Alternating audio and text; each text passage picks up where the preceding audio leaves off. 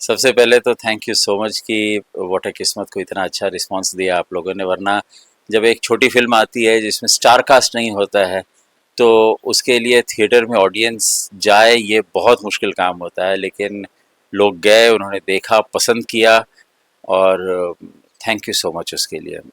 बहुत बड़ी जर्नी रही, बहुत बहुत स्ट्रगल रहा।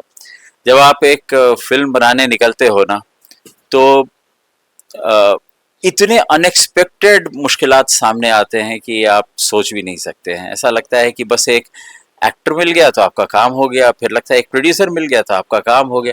काम कभी ख़त्म नहीं होता है, अभी भी ख़त्म नहीं हुआ जबकि फ़िल्म रिलीज़ होकर के अब 5 दिन हो चुका है। बट कितना भी मुश्किल रहा, but it was a beautiful journey. बहुत मज़ा आया, बहुत सीखने को मिला और बहुत मज़ा आया। एंड फिर से थैंक यू सो मच कि आप लोगों ने फ़िल्म को इतना पसंद किया, इतना प्यार दिया।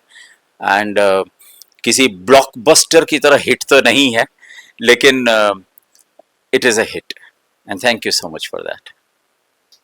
फिर बात की आपकी तो चांदनी बाग प्रोजेक्ट का नाम आता है नेशनल अवार्ड प्रोजेक्ट, तो वो प्रोजेक्ट कैसे मिलना हुआ, वो कितना बड़े टर्निंग पॉइंट था जब आप उस प्रोजेक्ट से जुड़े और आप नॉमिनेट हुए थे नेशनल अवार्ड के लिए? अब चांदीवार प्रोजेक्ट कुछ इस तरह से मिला कि उस समय टीवी बहुत लिख रहे थे और टीवी के कई प्रोजेक्ट्स लिख रहे थे, बहुत बिजी थे। तो जब पहली बार मेरे किसी फ्रेंड ने कहा हमको, भरत दाभोलकर ने कहा कि एक उनके मित्र हैं आर मोहन और उनको एक राइटर की तलाश है फिल्म के लिए, तो इंटरेस्टेड ही नहीं थे हम।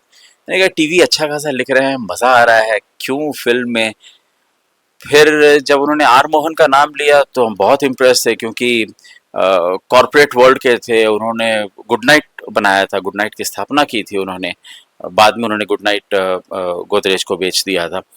तो उनके कॉरपोरेट लाइफ से हम बड़े इम्प्रेस थे, तो हम इस वजह से उनसे मिलने गए। और जब उनसे बात हुई तो उन्होंने मेरे सामने सिर्फ एक पेपर की कटिंग रखी जिसमें ये लिखा था, एक न्यूज़ था कि ये लिखा था कि बियर बार की लड़कियां स्ट्राइक पे जा रही हैं।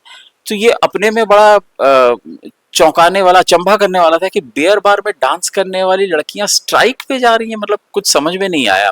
खैर उस वक्त कुछ नया कानून आया था जिसकी वजह से उनको असुविधा हो रही थी, तो वो स्ट्राइक पे जा रही थी और आर्मोन ने कहा कि इन लड़कियों की लाइफ के ऊपर कुछ बनाना है और उन्होंने पूरी फ्रीडम दे दी। उन्होंने कोई रोक टोक नहीं, कुछ नहीं। रिसर्च के लिए उन्होंने उस वक्त वो गूगल का ज़माना नहीं था, तो बाकायदा बियर बार में अन्ना लोग से बात करके, शेट्टी लोग से बात करके वहाँ आना जाना संभव कराया। बियर बार की लड़कियों से मिलना, उनसे बात करना, उनका इंटरव्यू लेना, वहाँ के बाउंसर्स, वहाँ के ओनर्स, जो तमाम लोगों से, इवन जो गाड़ी पार्क करवाते थे उन लोग, इन सब का इंटरव्यू लिया, काफ़ी रिसर्च किया। तो कहानियां तो बस चांदनी के लिए मिलती चली गई, इतनी कहानियां मिली, इतनी कहानियां मिली कि अब हमें सिर्फ वो एक कहानी, एक सूत्र में उसको पिरोना था। मेरा काम सिर्फ इतना ही था। और I must thank R Mohan के, ऐसी फ्रीडम काश प्रोड्यूसर्स दिया करें राइटर्स को लिखने की, तो वाकई में कमाल की चीज़ बाहर आएगी। भी तो आपके काबिलियत की बात करें तो सिर्फ आप लेखनी करते हैं, डायलॉग्स लिखते हैं, अभिनेता भी हैं, और कितने सारे पहलू हैं आपके, मतलब तो देखिए सच बात आपको बता रहे हैं कि 10 में से 9 लोग जो बम्बई आते हैं ना वो हीरो बनने आते हैं। और मतलब हम भी कुछ, हम एक बहुत बड़ा कंपटीशन हुआ था जिसमें जजेस बड़े दिग्गज जजेस थे। अनिल कपूर साहब थे, शेखर कपूर थे, यश चोपड़ा थे, मनमोहन देसाई साहब थे, शत्रुघ्न सिन्हा थे, सो कल्पना लाजमी जी थी। तो ये बड़े दिग्गज जजेस थे और उसमें हम फर्स्ट आए थे। तो कुछ ऑफर्स मिले थे लेकिन इंजीनियरिंग की पढ़ाई कर रहे थे तो तुरंत आना संभव भी नहीं था। बाद में जब आए तो वो एक्टिंग के जो ऑफर्स आए थे वो कहीं धूमिल हो गए, वो खो गए थे। लेकिन फिर ये था कि अब जब आ गए हैं तो कुछ करके ही जाएंगे। तो एक्टिंग काफ़ी शुरू किया, काफ़ी डेली सोप्स किए उस वक्त। अरुणा दीदी के लिए किया, देश में निकला होगा चांद किया, उनके साथ एक फिल्म भी की हमने, बिया चोपड़ा का सीरियल किया, एकता कपूर का। फिर कहीं जा कर के एक राइटिंग का चांस मिल गया क्योंकि थिएटर लिखने लगे थे। थिएटर का रुझान तो हमेशा से रहा था।